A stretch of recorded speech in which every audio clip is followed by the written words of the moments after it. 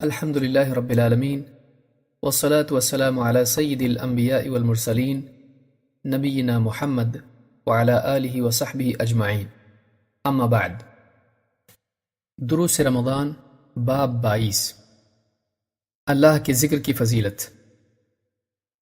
اللہ کا ذکر صالحین کے قلوب کی غذا ہے، بلکہ ذکر ہی سے قلوب کی حیات ہے۔ ابن تیمیہ رحمہ اللہ فرماتے ہیں، آدمی کا دل اللہ کے ذکر کا اسی طرح محتاج ہے جس طرح مچھلی پانی کی محتاج ہوتی ہے۔ دیکھ لو، مچھلی کو پانی سے الگ کر دیا جائے تو اس کا کیا حال ہوتا ہے۔ مچھلی پانی کے بغیر جی نہیں سکتی۔ اگر مچھلی کو پانی سے الگ کر کے زمین پر ڈال دیا جائے تو تڑپنے لگتی ہے اور کچھ وقت کے بعد مر جاتی ہے۔ بس یہی حال اس دل کا ہوتا ہے جو اللہ کی یاد سے منقطع ہو جائے۔ ایسا دل ایک نامعلوم سی بے چینی میں مبتلا ہو جاتا ہے۔ دنیا کی ساری زیب و زینت، اس کی ساری تفریحات اس کے احساس محرومی کو ختم نہیں کر پاتی، بلکہ اللہ کی یاد سے دوری اس کے دل میں احساس جرم اور ندامت کی ایک ایسی کیفیت پیدا کر دیتی ہے کہ خوشیوں کے ڈھیر پر کھڑا ہو کر بھی وہ واقعی خوش نہیں ہو پاتا۔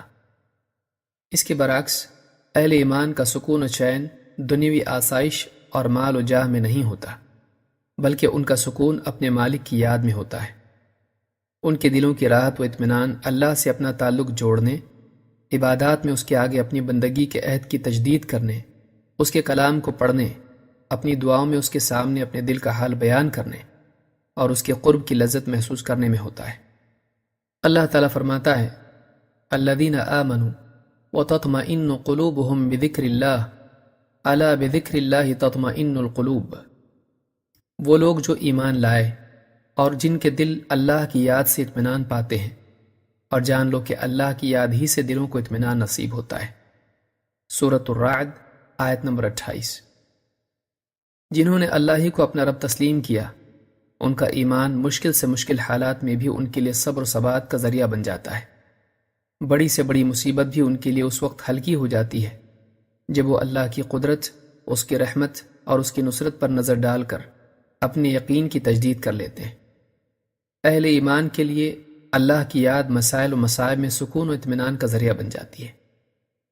اللہ کا ذکر قلوب کے لیے نہ صرف سکون و ثبات کا ذریعہ ہے، بلکہ قلوب کی حیات بھی اسی پر موقوف ہے۔ اللہ کے رسول صلی اللہ علیہ وسلم نے فرمایا، اس شخص کی مثال جو اپنے رب کو یاد کرتا ہے اور جو اپنے رب کو یاد نہیں کرتا، زندہ اور مردہ کی طرح ہے۔ اس حدیث کو امام بخاری اور مسلم نے روایت کیا ہے۔ اس حدیث کی تشریح میں شیخ محمد بن صالح العثیمین رحمہ اللہ فرماتے ہیں، جو شخص اللہ کا ذکر کرتا ہے، اللہ تعالیٰ اس ذکر کے ذریعے اس کے قلب کو زندگی عطا فرماتا ہے اور اس کا سینہ کھول کر اس کی تنگی دور کر دیتا ہے، لہٰذا اس کی مثال ایک زندہ شخص کی طرح ہے۔ اس کے برعکس جو شخص اللہ کو یاد نہیں کرتا، اس کے دل کو کبھی اطمینان نصیب نہیں ہوتا اور نہ ہی اسے اسلام پر شرح صدر نصیب ہوتا ہے، بس اس کا حال ایک بے حس مردے کی طرح ہو جاتا ہے۔ آدمی کو اس مثال سے عبرت لینا چاہیے اور یہ بات جان لینی چاہیے کہ وہ جس قدر اللہ کے ذکر سے غافل ہوتا جاتا ہے، اسی قدر اس کے دل کی سختی بھی بڑھتی چلی جاتی ہے اور کبھی نوبت یہاں تک آ جاتی ہے کہ دل مر جاتا ہے۔ ابن قیم رحمہ اللہ فرماتے ہیں، اس میں کوئی شک نہیں کہ غافلین کے جسم ان کے دلوں کے لیے قبروں کی طرح ہیں اور ان کے دل ان جسموں میں بے جان مردوں کی طرح پڑے ہیں۔ لہٰذا رمضان المبارک میں ضروری ہے کہ دوسرے اعمال کے ساتھ ساتھ ہم اللہ تعالیٰ کے ذکر کا بھی اہتمام کریں اور اس کی حمد و ثنا، تسبیح و تکبیر کو اپنی قلوب کی حیات کا ذریعہ بنائیں، بلکہ ہم اللہ کے ذکر کے اس قدر عادی ہو جائیں کہ موت کے وقت بھی بلا مشقت زبان پر اللہ کا ذکر جاری ہو جائے۔ معاذ بن جبل رضی اللہ تعالیٰ عنہ فرماتے ہیں، میں نے اللہ کے رسول صلی اللہ علیہ وسلم سے پوچھا، اللہ تعالیٰ کے نزدیک تمام اعمال میں سب سے محبوب ترین عمل کیا ہے؟ آپ نے فرمایا، تجھے اس حال میں موت آئے کہ اللہ کے ذکر سے تیری زبان تر و تازہ ہو۔ اس حدیث کو امام ابن حبان، طبرانی اور امام البیہقی نے شعب الایمان میں روایت کیا ہے۔